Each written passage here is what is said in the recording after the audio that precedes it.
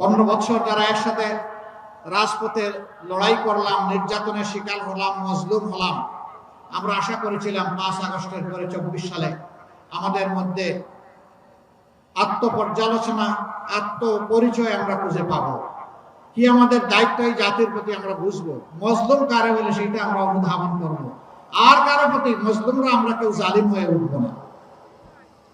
এই জন্য প্রথম দিকে আমার একটা বক্তব্য ছিল, এটা নিয়ে তুলপাড় মহাসাগরের ঢেউ শুরু হয়েছিল। আমরা বলেছিলাম এদেশের জনগণ এক জালিমকে বিদায় করে আরেক জালিমের হাতে দেশ তুলে দিতে চায় না। আপনাদের মনে আছে? আমার এই কথা কি মিথ্যা প্রমাণিত হয়েছে? এই এলাকায় ব্যবসায়ীরা আছেন, বাড়িওয়ালারা আছেন, আমি তাদের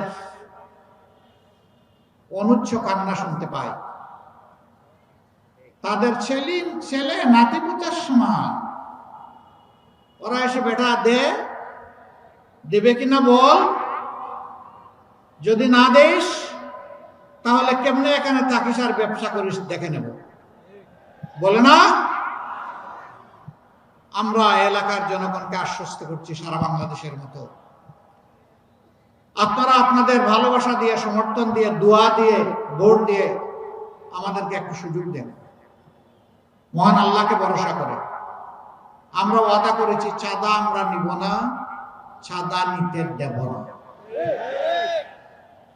আমরা বলেছি দুর্নীতি আমরা করব না, দুর্নীতি আমরা সহ্য করব না।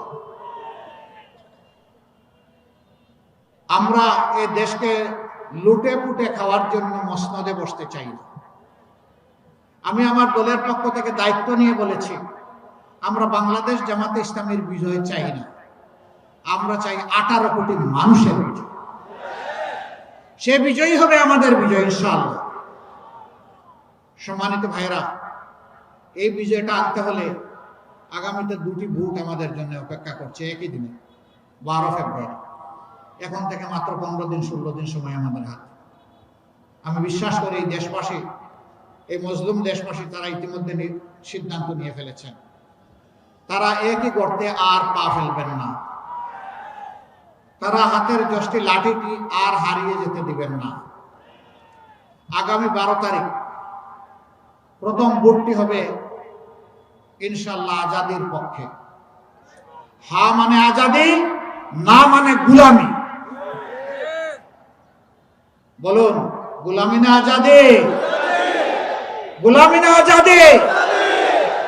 অতএব 12 তারিখ প্রথম ভোটটি পড়বে ইনশাআল্লাহ হায়ের পক্ষে গণভোটে।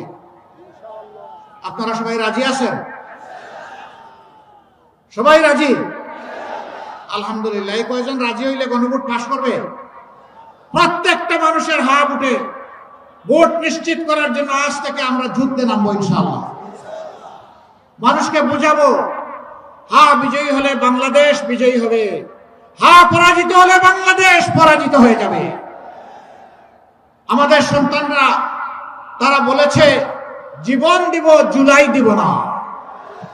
আমরাও বলছি জুলাই শহীদেরা প্রয়োজনে জীবন দিব, তবুও তোমাদের সাথে দেওয়া কথা রক্ষা করবো ইনশাআল্লাহ।